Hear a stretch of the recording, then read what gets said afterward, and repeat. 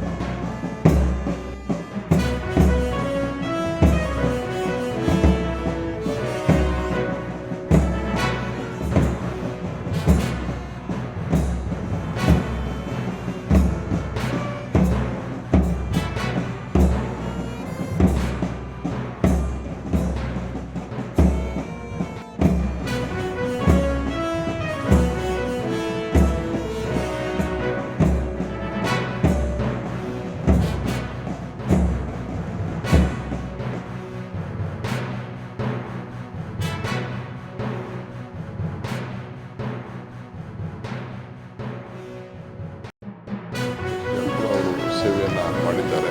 ರಾಷ್ಟ್ರ ಮಟ್ಟದಲ್ಲಿ ಇಂದಿರಾ ಗಾಂಧಿ ಅವರಿಗೆ, ರಾಜೀವ್ ಗಾಂಧಿ ಅವರಿಗೆ, ಸೋನಿಯಾ ಗಾಂಧಿ ಅವರಿಗೆ 3 ಜನಕ್ಕೂ ಕೂಡ ವಿವಿಧ ಹಂತದಲ್ಲಿ ಅವರು ಮಾರ್ಗದರ್ಶನ ಕೊಟ್ಟು ಸಂಸತ್ನಲ್ಲಿ 3 ಬಾರಿ ಸತತವಾಗಿ ಲೋಕಸಭೆಯಲ್ಲಿ ಆಯ್ಕೆಯಾಗಿ ಸೇವೆಯನ್ನು ಮಾಡಿದಂಥವ್ರು. ಇಲ್ಲೂ ಕೂಡ ಚಿತ್ರದುರ್ಗದ ಅನೇಕ ಯೋಜನೆಗಳಿಗೆ, ಕೃಷಿ ಯೋಜನೆಗಳಿಗೆ, ನೀರಾವರಿ ಯೋಜನೆಗಳಿಗೆ ಭಾಳ ದೊಡ್ಡ ಹೋರಾಟವನ್ನು ಕಟ್ಕೊಂಡು ಬಂದು ಅನೇಕ ಸಂಸದೀಯ ವ್ಯವಸ್ಥೆಯಲ್ಲಿ ಬೇಕಾದಷ್ಟು ಬದಲಾವಣೆ ತಂದಂಥ ಸಂದರ್ಭದಲ್ಲಿ ಭಾಳ ಮುನ್ಸೂಚನೆಯಲ್ಲಿ ಅವರು ಸಲಹೆಯನ್ನು ಕೊಟ್ಕೊಂಡು ಬರ್ತಾಯಿದ್ದಾರೆ.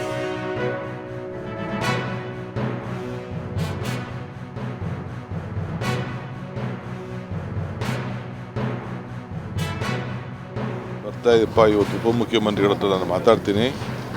ನಾವು ಬೆಂಗಳೂರು ಡಿವಿಷನ್ ಮೀಟಿಂಗ್ನ ಮಾಡಬೇಕು ಅನ್ನೋದಿದೆ. ಇವತ್ತು ನಾನು ಡೆಪ್ಯೂಟಿ CM ಹತ್ರ ಮಾತಾಡಿ ಎಲ್ಲದನ್ನು ಮಾಡಬೇಕು ಅಂತೇಳಿ ನಾನು ತೀರ್ಮಾನವನ್ನು ಮಾಡಿದ್ದೀನಿ.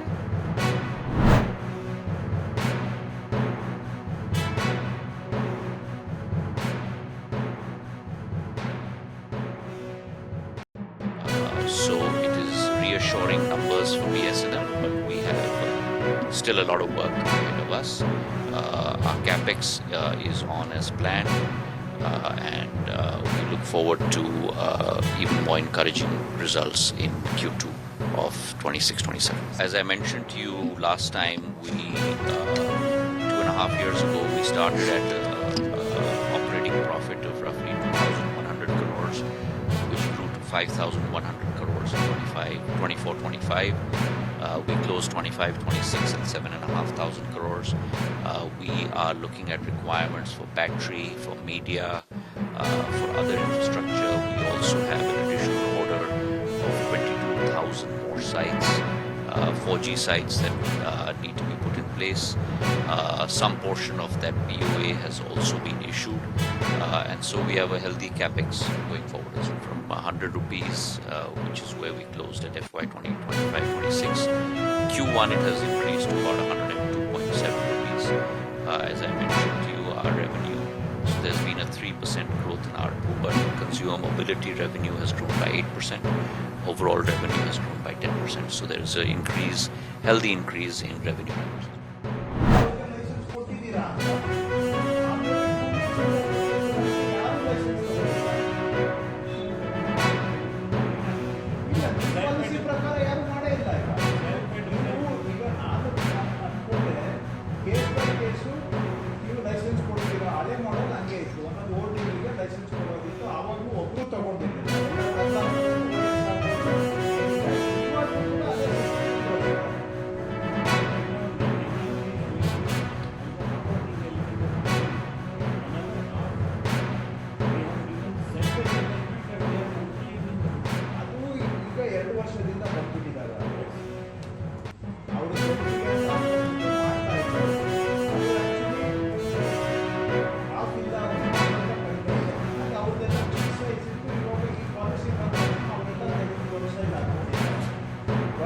ಎಲ್ಲ ಬಿಟ್ಟು ಹೊಸದಾಗಿ ಇನ್ಸ್ಟಾಲ್ ಆಗಿರೋದು ಲಾರ್ಜ್ ನಂಬರ್ಸ್ ಇದೆ ಈಗ.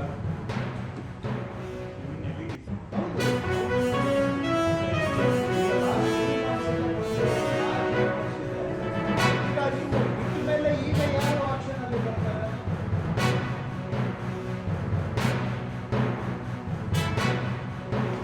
ಹೇಳಿ, ಈಗ ಕಮಿಷನರ್ಸ್ ಹೇಳಿ, ಅವರು ಯಾರು ಕಮಿಷನರ್ಸ್ ಬರುತ್ತೆ ಈಗ अरे चुनाव ही नहीं करा रहे, आप एक देश एक चुनाव की बात कर रहे हैं। कौन से चुनाव हो गए? राजस्थान में कोई चुनाव ही नहीं हो रहे हैं। तो ये बहुत बड़ा साजिश है और मुझे लगता है कि इन चीज़ों को कर कर जनता का ध्यान डाइवर्ट करना चाहती है। ये सरकार सिर्फ इश्तिहार, मीडिया, दबाव की राजनीति, प्रशासन और पुलिस के ऊपर एक गैर जिम्मेदाराना दबाव बनाकर शासन करने का काम कर रही है। जनता की आवाज़, नौजवानों की आवाज़, किसान की आवाज़ कोई सुनने को तैयार नहीं। पोस्टर, बैनर, झंडे, अखबार, मीडिया, प्रमोशन, इश्तिहार, यहाँ तक इस सरकार से ತಾವೆಲ್ಲ ಇಲ್ಲಿವರೆಗೆ ಸುದ್ದಿಗಳನ್ನು ನೋಡಿದಿರಿ, ಜೊತೆಗೆ ವಿಶೇಷ ಘಟನೆಗಳನ್ನು ಸಹ ನೋಡಿದಿರಿ. ಅದು ನಿಮ್ಗೆ ಏನು ಅನ್ನಿಸ್ತು? ನಿಮಗೆ ಲೈಕ್ ಮಾಡಿರಿ, ಶೇರ್ ಮಾಡಿರಿ, ಕಾಮೆಂಟ್ ಮಾಡಿರಿ, ಜೊತೆಗೆ ಸಬ್ಸ್ಕ್ರೈಬ್ ನಿಲ್ಲಿಸ್ಬೇಡ್ರಿ. H16 ನ್ಯೂಸ್ ಅರ್ಥಾತ್ ಸಿದ್ದರಾಮಯ್ಯ ಸತ್ಯದ ಕೈಗನ್ನಡಿ ವಂದನೆಗಳು.